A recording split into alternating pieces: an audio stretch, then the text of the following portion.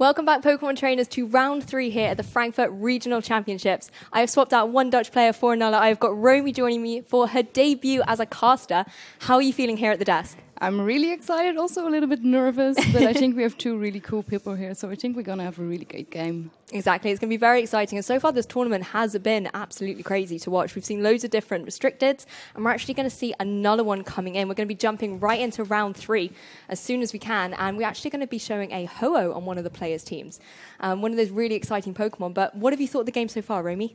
Yeah, I think, we've seen Weather War a lot, and I think we're going to see that a lot for like the rest of this format, because, I mean, Kyogre and Groudon are both like really cool restricted ones, and they do a lot of damage. So I'm really excited to see them maybe see another Weather War this regional. Exactly. It will be really cool to see a lot more of these restrictors, and hopefully we get to showcase a lot more of them to you throughout the tournament. But of course, if you are following along the stream, use that hashtag #PlayPokemon. Let us know what is going on, who you're rooting for, who you're supporting, and what Pokemon you want to see. You never know, we could make it happen here on stream. We could get those players up that you want to see. But the players are currently seated. We're just waiting on the go-ahead from the judge, and then we'll soon be able to jump into the action. We actually have a double German game. We're going to have Fevzi versus Lukas Muller. So it's going to be a really, really intense game here in Frankfurt. They're on home turf. They want to win. Definitely. So I really think both of these players are going to bring their A game here. They definitely are. They're 2-0 as well at the tournament. As we've said earlier, we have 8 rounds of Swiss. So it's going to be a long day. It's going to be very intense. If you are watching this somewhere, I mean, if you're watching it now, you should be playing, really, if you're in the hall. But I was going to say, if you're here in Frankfurt, make sure you're staying hydrated. And if you're at home, make sure you've got a nice cup of tea ready for this round 3 game. So as you can see, the players, they're ready. Our judge is seated. And it's such a beautiful setup here, actually, at Frankfurt. It's a beautiful hall. Lots of space for both TCG and VG. But here are the teams. Romy, do you want to lead us through them all? Yeah, on Lucas' side, we actually have Kyogre, Raichu, Amoonguss, Yveltal, Incineroar, and Cortana. And on Fezzi's side, we actually have Stakata, Quachitel, Groudon, Incineroar, Tapu Koko, and that Ho-Oh you were talking about. Yeah, I love seeing that Ho-Oh. And the thing I love most about Fezzi's team is he's got that Groudon that's going to bring the drought, bring the sun, and he's got 2 fire types there of the Incineroar and the Ho-Oh. So as long as he can get the weather up on his side, he's going to be able to deal out some really powerful fire type attacks. But he's going to have to watch out for Lucas, though. He has got that Kyogre. Again, a Weather War Romy, that's what we're going to be seeing again. And if he's able to get the rain up, it's really going to negate the output that all of Fezzi's fire type Pokemon are able to sort of project out. But he does have that Yveltal, a Pokemon we haven't seen yet, but has been really popular on the ladder and things like that recently. So what do you think potentially are going to be the leads here? Yeah, definitely, like, you have to see that Fezzi is actually also running a Trick Room mode. Mm-hmm. So actually maybe against that Kyogre, just making sure that he can get Trick Room up and maybe go for something with a Groudon and just try to get a lot of damage off. And maybe so I do kind of maybe Lucas is probably going to leave something like Raichu just to make sure that he has something like Fake Out or maybe Incineroar, just to make sure that the Trick Room doesn't go up, because I think Lucas will be in really big trouble if that Trick Room goes up. Exactly. Lucas has got 2 fake-out options there. He's got the Incineroar and he's got the Raichu. But the thing I like about both these teams is they're really well balanced with sort of the speed options and the slower Trick Room modes.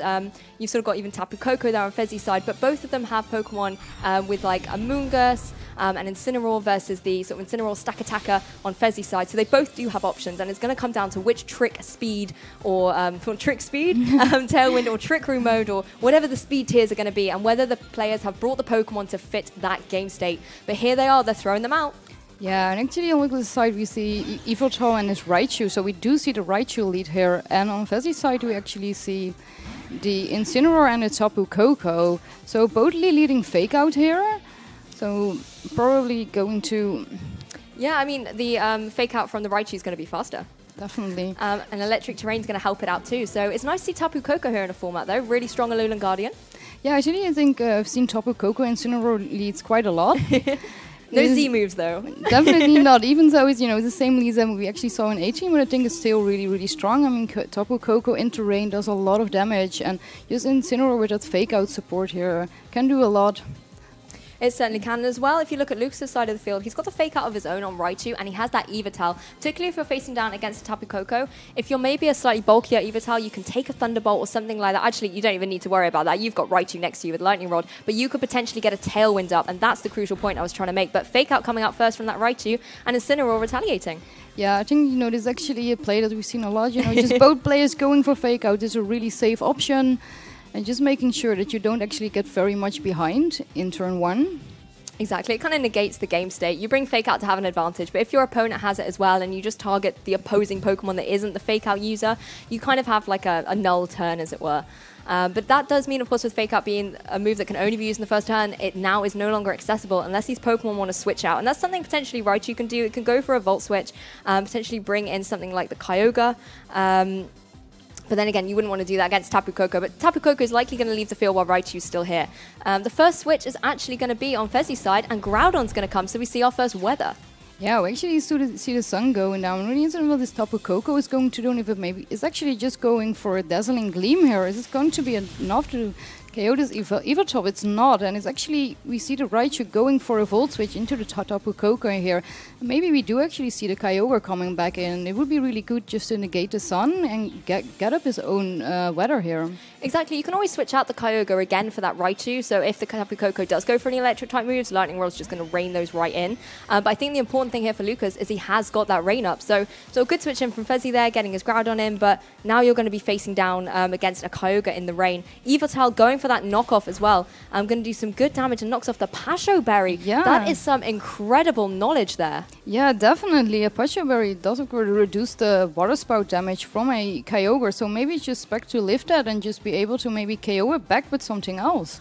Exactly, you wouldn't necessarily expect a Groudon to survive anything water sort of wise, particularly in the rain, but having that item there, that's really good information for Lukas going forward. Of course, items are still to be revealed here. If this is something like a Choice Scarf Kyogre, it's still going to be dealing a huge amount of damage in the rain as well, and maximum health.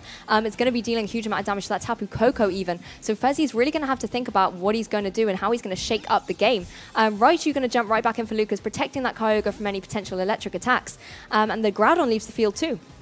Yeah, I think it's a really smart play. Just make sure you bring that Groudon in later. And, you know, Lukas bringing that Raichu in, just making sure he has his Lightning Rod in, and he has Fake Out again next turn. So I think it was a really smart play from him. And wow, that's actually just taking a double KO here. Yeah, that's a really big turn for Lukas here. That was an incredible play. Such a speedy Kyogre there. Picks up the KO against both of Fezzi's Pokemon, and in one turn really does flip the state there. Even if Fezzi's able to, obviously, he's got to bring back in his Kyogre, and we'll be able to, his Groudon. We'll be able to see his fourth and final Pokemon as well. Lukas is just going to be able to bring that Kyogre back out and switch it back in, and it's Ho-Oh. So for a moment, the beautiful Ho-Oh is going to be in the sunshine, and is able to potentially deal out a little bit of good damage, the Groudon as well, but you have to watch out, like you said, Romy, for that Fake Out. Yeah, definitely. I really assume a Fake Out is going to come out here, and maybe just another water spout here, or maybe, you know, he does just want to switch it out. Just make sure he plays it safe, and he does just bring the Kyogre back to just wreak havoc with his weather. Exactly. You could switch out the Kyogre, and potentially, you know, Ho-Oh does sometimes carry Tailwind, and that's something you definitely don't want Fezzi to get up in this position, particularly when you have such an advantage. So potentially going for the Fake Out into that slot. You're not too worried if your Yveltal or your Raichu gets KO, because then you can bring that Kyogre right back in. Yeah, I think it was a really safe play, and we do actually see Raichu going for a Fake Out into that Ho-Oh. And we do see the Groudon just going for a Precipice Blaze, but the Raichu actually avoids it. Yeah, that's a really big play here, because that means he still has his Raichu here. Yeah, exactly, and there's no switch back into that Kyogre. If Ho-Oh is running the Tailwind, it's going to be able to get that up and potentially put Fezzi a little bit more back into this game. Precipice Blade's obviously not going to hit the Yveltal, it's flying up in the air, but they avoid on the Raichu there. Could actually work out in his favor a little bit. Yeah, definitely, because otherwise, you know, Lukas would have a free switch in into his Kyogre here, but he doesn't have that now. We do actually see Groudon going for a Protect. Yeah, it could be Protect and Tailwind, but Raichu going for the Encore. Nice little reveal there, and that's something he has to worry about going into the next couple of games. The Yveltal actually going to go for a Tailwind, and this is, I believe, going to be matched by the Ho-Oh. So I think the reveal of that Encore as well. Now Groudon's gone for Protect, Ho-Oh's gone for Tailwind. Lukas has all the options of who he wants to shut down. I feel like you would probably want to go shut down that Groudon a little bit more, and you can see the forfeit coming up here. Yeah, I think maybe just saving any information on both of these mons may help him in actually the next game. It certainly could. And the other thing as well that Lukas has got the advantage of here is the Pokemon numbers. So he's still got all his Pokemon intact. Fezzi's got his Groudon in the sun. He can't switch out. And I think ultimately for Fezzi, he knew he wasn't going to be able to claim that back. He couldn't switch out and bring back in the Groudon and reset the Sun. So a really quick game one. Makes a nice change from the round 2 that Rob and I were casting. But how are you feeling about this at the moment? For your first game in here, Romy, that's quite exciting. Yeah, it was really exciting. It was going like really, really fast. And, it really proves that this format is just so hyper offensive. Like these Pokemon can all just... We saw actually just a double KO there, and exactly. It actually put Lucas in such a great position. I think the only reason for Fevzi that he wanted to maybe continue would to get more information on Lucas's mom, maybe some more item reveals or more move reveals.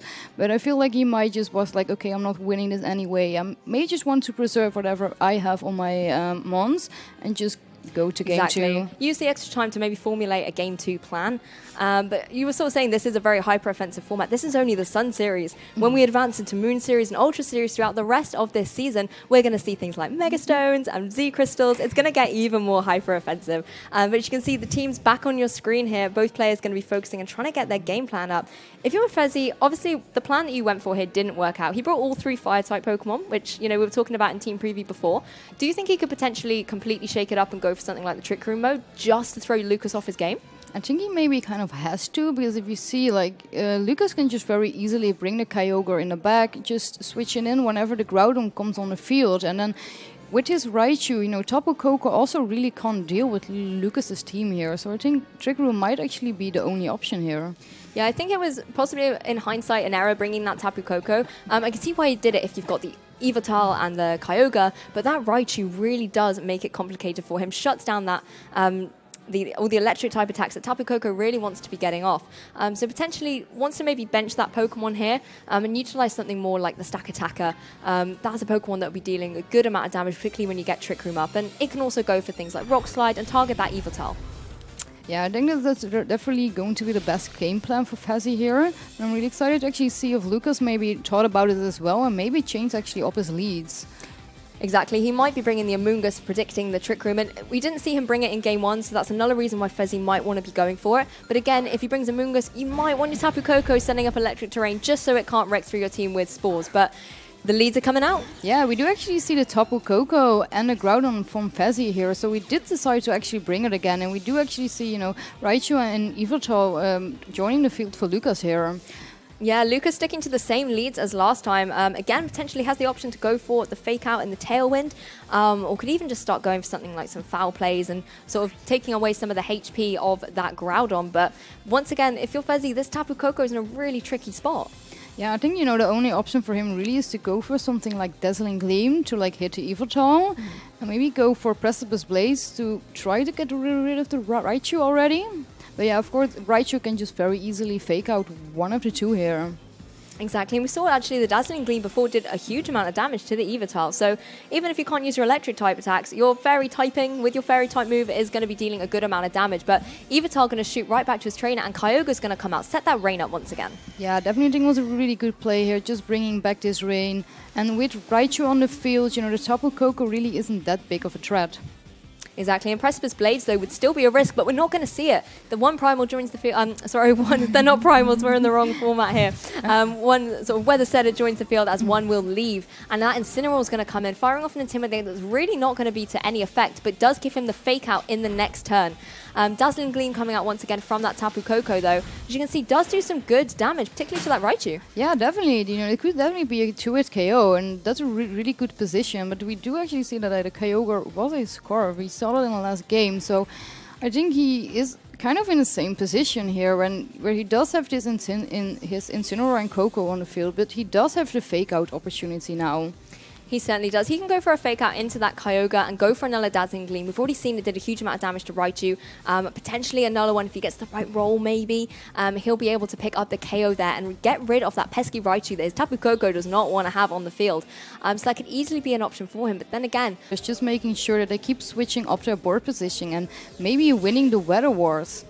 Exactly. Protect coming out from the Groudon, though, doesn't want to potentially take the Fake Out that was actually, it was the target of that. So not only protecting itself from the Fake Out, but also this Water Spout damage. But I cannot say the same for the Incineroar on Fevzi's side, though. This is going to hurt. This is definitely going to hurt, but we actually see the Incineroar live here, but we don't see a Berry proc. No, potentially Assault Vest? Yeah, definitely, because it did actually live a Water Spout here. Yeah, I'd say definitely the fashionable choice here for the Incineroar. But like you said as well, Romy, it's now got the Fake Out, so it can potentially fake out into that Kyogre and get that Precipice Blades off. Yeah, definitely. I'm also just really excited on this Groudon. Like, why does it run Passion Berry? I'm just so excited to find out. I really want to see that go off. And it's one of those things, it's almost such a shame that the knockoff has happened, because I feel like our reactions and the reactions of Lukas would be really interesting to see. But Kyogre going to switch out here, potentially knowing that it just needs to be in the back to come back in later to start picking up the KOs in this game. But Yveltal going to rejoin us here.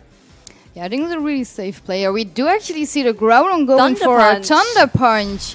That's not enough to pick up the Yveltal, but I assume it would have been enough to pick up the Kyogre. So we do actually know what it ran to just make sure that it can KO back. This Groudon is so full of surprises. The thing I love about that Thunder Punch as well is we were kind of saying keep Tapu Koko on the bench for game 2, but no, definitely bring it, because you've got electric terrain. You're going to be getting the boost as well with your electric type Thunder Punch, and I absolutely love that coming out there. Again, it just shows it was so crucial for Fevzi to get rid of that Raichu. Yeah, definitely, and I never expected something like Groudon to run Thunder Punch, but I think actually, now it really makes a lot of sense why he did bring this Koko again.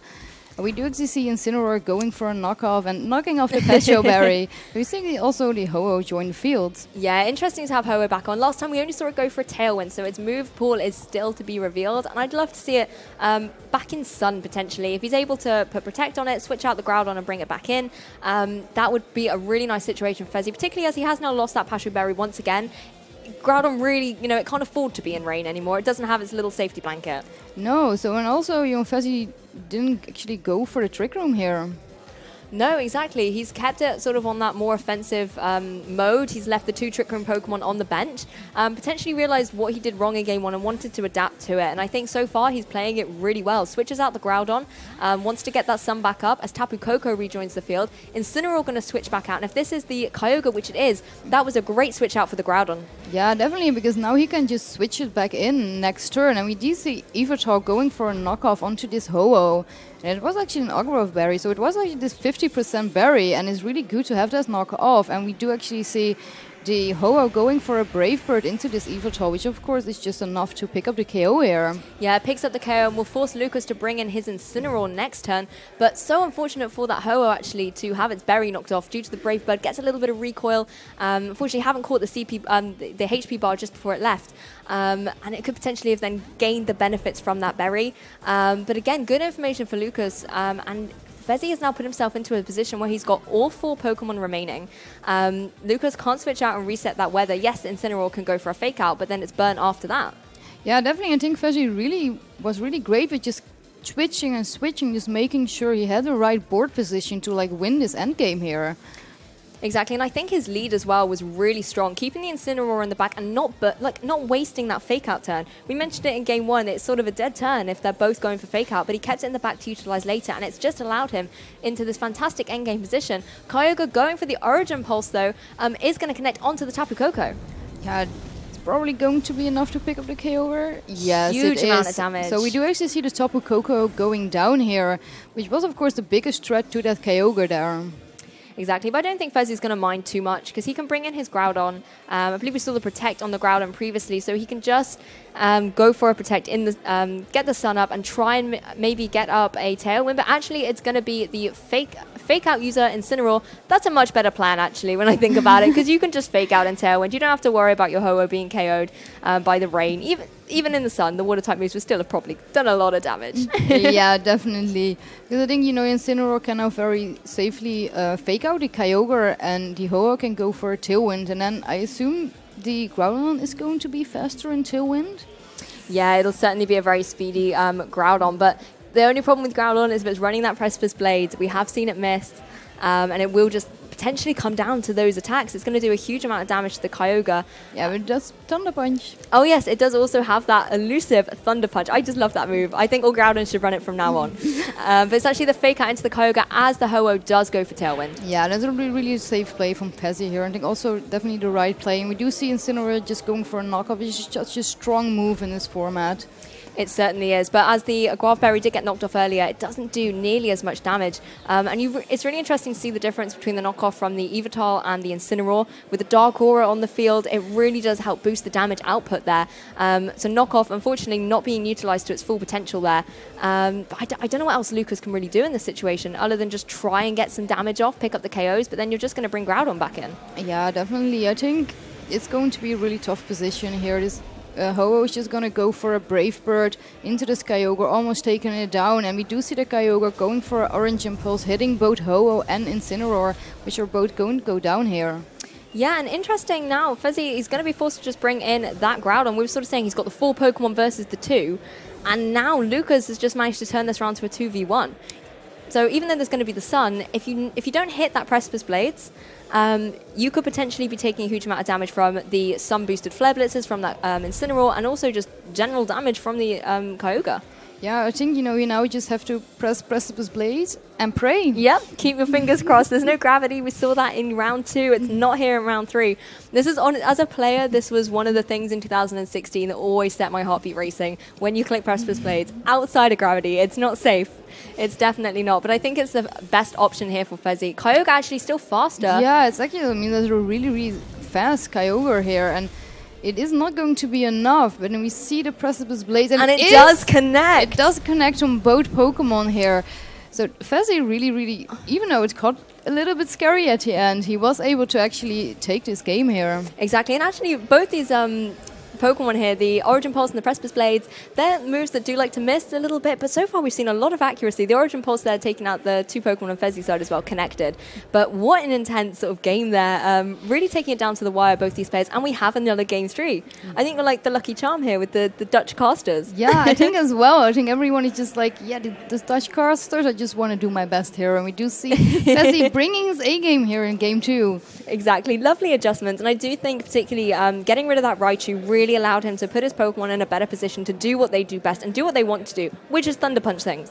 Yeah, I love that. I want to see more of that, but I think Game 3, I want to see the Pasho Berry go off. Oh, me too. I'm so excited. But, I mean, for Lukas, he led with Raichu Evital. He's done that both games 1 and 2, and it has been really effective for him. I think the problem he had with this time is the Tapu Koko does so much damage to his Raichu. It does over 50% with that Dazzling Gleam. Potentially could be even a Choice Specs variant.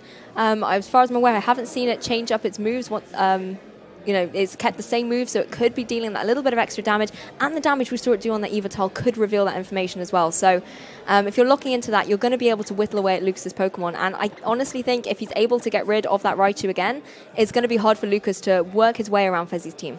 Yeah, I think Lukas just really has to make sure that he keeps his Raichu around, even to end game. So I think in this game, Lukas really needs to just keep this Raichu safe and just try to make sure that it doesn't just eat 2 Dazzling Gleams and go down. Exactly, and I don't really think we're going to see too many changes. I feel like Fevzi's going to stick with the same 4 Pokemon, or who knows, Game 3, anything can happen, to be honest. Sometimes you're playing against the player, not just the game, and if you think they're going to go for the same thing, you can just totally shake it up, but it doesn't look to be that way. No, we do actually see the Ho-Oh and the Tapu Koko as a leader from Fevzi, and we see Evital and Amoonguss, so Lukas did decide to switch it up, maybe being a little bit scared of the Trick Room? Potentially, thinking that Fevzi's going to completely shake it up, but that Tapu Koko, once again, it's just not afraid. It doesn't worry about this Raichu, and it's going to be setting up that electric terrain to stop the spores coming off. But again, if you're Ho-Oh, that's not going to affect you as you are flying type. So you could potentially still be spored here, but we've also seen the Brave Bird coming out from Ho-Oh. Yeah, and it's definitely going to do a lot of damage to that Amoonguss. So I think Amoonguss really isn't in the best position here. No, and nor's the Evital, to be honest. I mean, it could go for a Tailwind, depending on its bulk.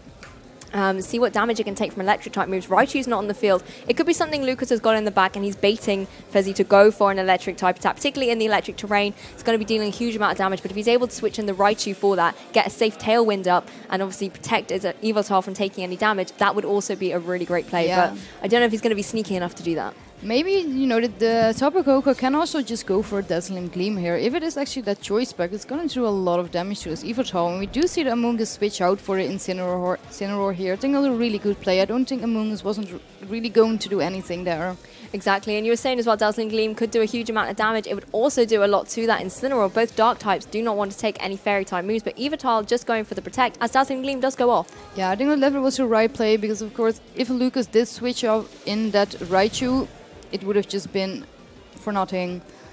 Yeah, and Brave Bird coming out from the Ho-Oh as well, targeting down what was with the Amoonguss. So sort of a good safe play there from Fevzi, just sort of covering the options, getting some good damage off an Evital if it didn't protect, and also covering your bases a little bit and getting rid of that Amoonguss that could be quite pesky later on, which is another reason why to switch it out. Yeah, I think Fevzi really got a good turn here. I mean, he did a lot of damage on an Incineroar switch in.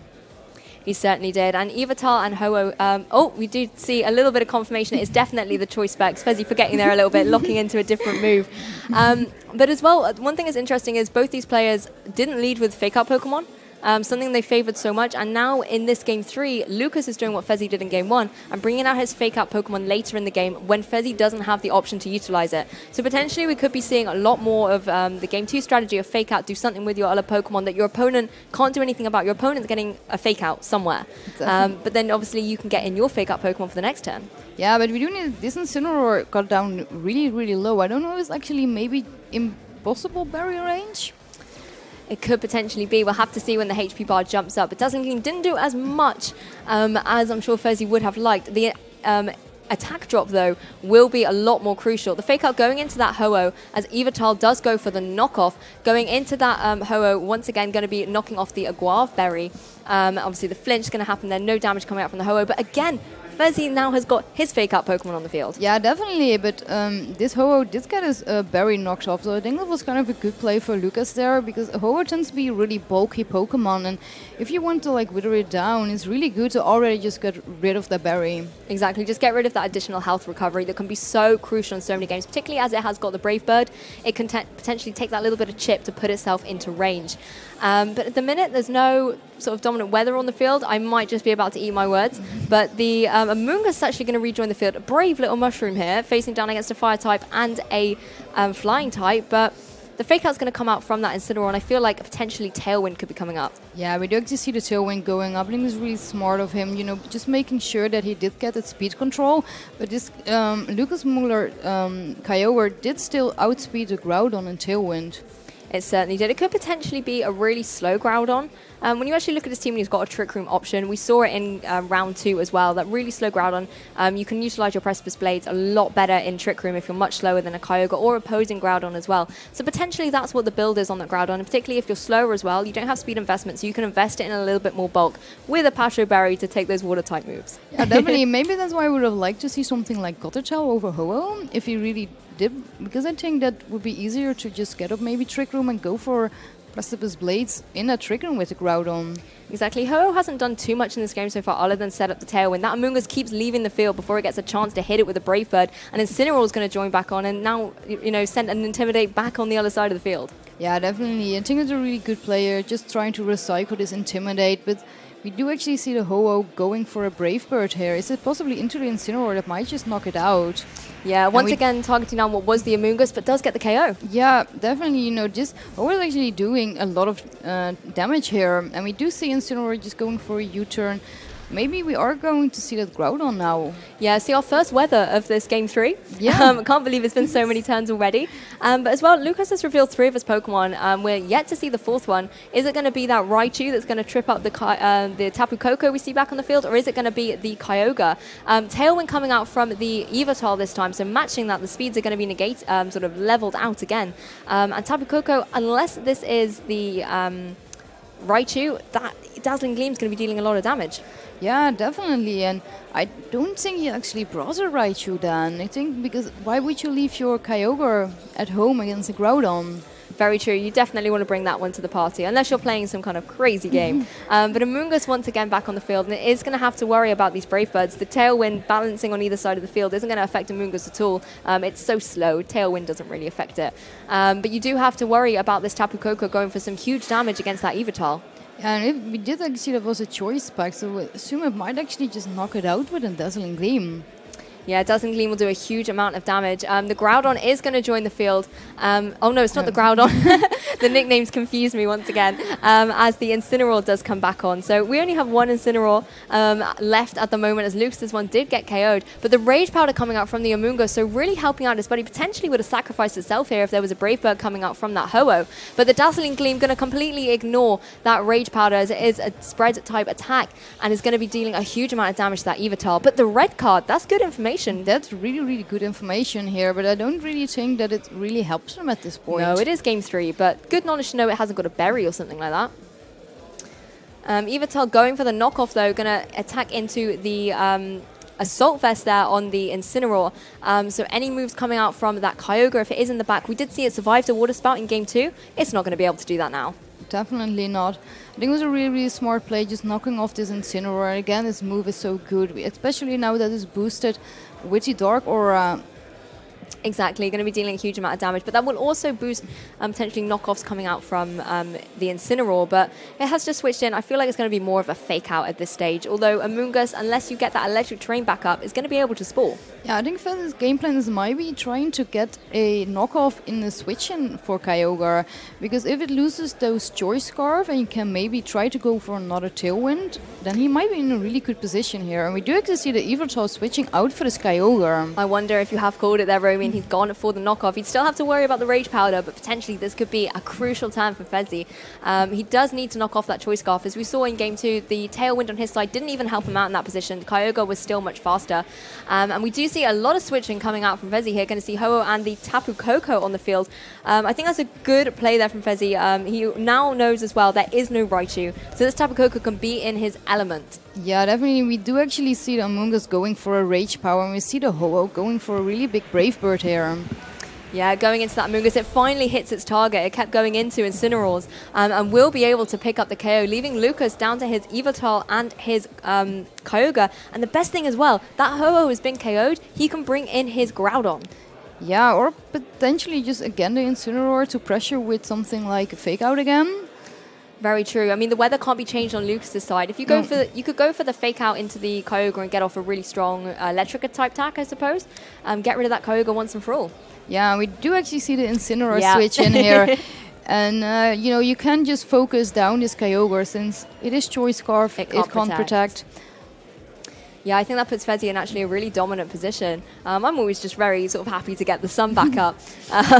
It's very, very sunny here in Frankfurt. We're channeling that here on the stream. But I think you're right, Romy. The Fake Out and the Electric type attack into Kyogre will be so strong, and should in the electric terrain with the choice specs potentially even be able to pick up a KO depending on what it is. If it's something like Thunder, that'll be dealing a huge amount of damage output. Yeah, that's actually something we have seen running on choice specs because Kyogre is everywhere. We do see the Incineroar going for a Fake Out here, and the Yveltal is actually going for a knockoff first, but I think it's a little bit too late. Actually, it is actually knocking off this choice specs, and it is going to be just fire off a Thunderbolt in terrain, more than enough to pick up the KO on this Kyogre here. Huge amount of damage, even without the choice specs. But you could see why Lukas went for that play. He wants to negate the damage as best he can. But now it is going to be Fezzi with 3 Pokemon versus this really low HP Yveltal. And the thing I have loved most about this set, Fezzi is going to be able to clean it up now, but Lukas came out in game 1 so strong. It was over in a couple of turns. Yeah, Lukas Muller really had it there in game 1, and game 2 and 3, I think Fezzi really know what he needed to do and just played to that. Exactly, he adjusted so well in game 2. We saw him come out with the forfeit. He knew what his plan was. Yeah. And I think changing up the lead and not having that Fake Out initially on the field really put him in a strong position, getting rid of the Raichu. And I feel like for Lukas, it was an error not bringing the Raichu in that game 3. Yeah, it helped him out so much. I think he was really afraid of the Trick Room, is maybe why he brought this Amoonguss over the Raichu, because it makes sense for Fezzi to bring Trick Room here. Maybe just leave Ho-Oh at home and bring something like the Kototau or the Stakataka. Exactly, and we were saying as well, Ho-Oh wasn't really doing too much in game 2. But then in game 3, once you put an Amoonguss on the field, it's suddenly at such a bigger advantage, and it can start utilizing those Brave Birds a lot more. Yeah, I think it's also just a little bit of especially just maybe knowing that, Lukas can see that the Ho-Oh didn't do anything, and it can't. Maybe, I do want to go for Trick Room here, and maybe that's why he did bring the Ho-Oh again, because he was scared of the Amoonguss that Lukas could potentially bring. Exactly, and he stuck with the same 4 Pokemons in games 1, 2, and 3. He knew it was going to be a winning combination, even if in game 1 he couldn't utilize it as strongly. But we won't keep you guys waiting any longer. We're going to be grabbing Fezzi for a really quick interview, so don't go anywhere soon. Welcome back, Pokemon trainers. I am joined by the winner of our round 3 game in what was an epic Weather War set. How are you feeling coming off the back of that? Oh, really great. I think at first I was like, what I am doing game 1 like he just water sports everything, and he knocks off my Pasha Berry. That hurts so much know. because that's actually a win con you consider having like in game 2 or 3, and he just knocks it right off, and I lose this game. So It's like the ultimate secret as well. You want to keep Yeah. that for later, Yeah, and then he had that actually. information Yeah, straight yeah. away. We never Exactly. actually saw it even activate. That was really sad. yeah, exactly. But speaking of your Groudon, I think it's safe to say that was a Pokemon we all loved on that stream game. Not only did we see the Pashu Berry, but Yes. the Thunder Punch. Yeah. Talk to us a little bit more about that. So I use Thunder Punch to like hit Groudon, Kyogre's harder. Yeah. I mean, Precipice Blades can miss, or they can Wide Guard with Hitmontop teams. Yep. So I consider like having a second option to hit Kyogre because my team is like 4 times weak to water, like Stack Attacker. There were a lot of fire types on there. Incineroar and Groudon, and I was like, okay, I need to fix my Kyogre matchup better. Because in Sun So- you look so strong. We were saying that in Team Preview. You've got the Incineroar and the Ho-Oh that would love to be in the sunshine. But the moment you get a Kyogre on the field, you're in a little bit of trouble. So the Yeah. Pashu Berry was really cool. Yeah, And we exactly. loved as well that Tapu Koko. So the moment we saw the Thunder Punch in electric terrain as well, we were Yeah. like, that's awesome. That's such a great Yeah. sort of duo. But he had that Raichu. Were you not scared of bringing the Koko? Yes, I was absolutely so scared, but I had to hit the Yveltal somehow, and like Dazzling Gleam still hits hard with the choice specs. So, and I was like, okay, Raichu's not the bulkiest Pokemon, and if I can hit it like once or twice, then it's gone. And Try and get the KO. yeah, and then Coco can just go through. Well, we saw that in game 2. The moment you got rid of that Raichu, that Tapu Koko is Yeah. in its element. I was and really helped out relieved. with that Amoonguss and the spores as well. Yeah. But did you think he was going to change up and bring that Amoonguss in game 3? I actually didn't, because Raichu, if he played it like, I mean, he played really well, but if he played a bit more careful, then I would have been in trouble. Like, but I think Amoonguss was also a good adjustment from him, but I think Raichu was way better against my team because I just have Thunder Punch and Tapu Koko there. Exactly. And if he just doesn't bring the Raichu, then I can just sweep and bring my son and just T-bolt And everything. you never thought about maybe bringing the Trickery mode? You wanted to stick with those 4? No. So he had like Yveltal and Incineroar. Yeah. And obviously the I thought Amoonguss like, as well. okay, yeah. And I thought like, okay, bringing Gothitelle would be really, really bad in my opinion. So Well, also, we're here at Frankfurt. We're at the German regionals, first one in the European format. And Yes. obviously, you're here on home turf. And you're playing Yes. against another German player. yes. How was that for you against? But have you do you have any idea on each other's teams, or was it completely blank going No. into it?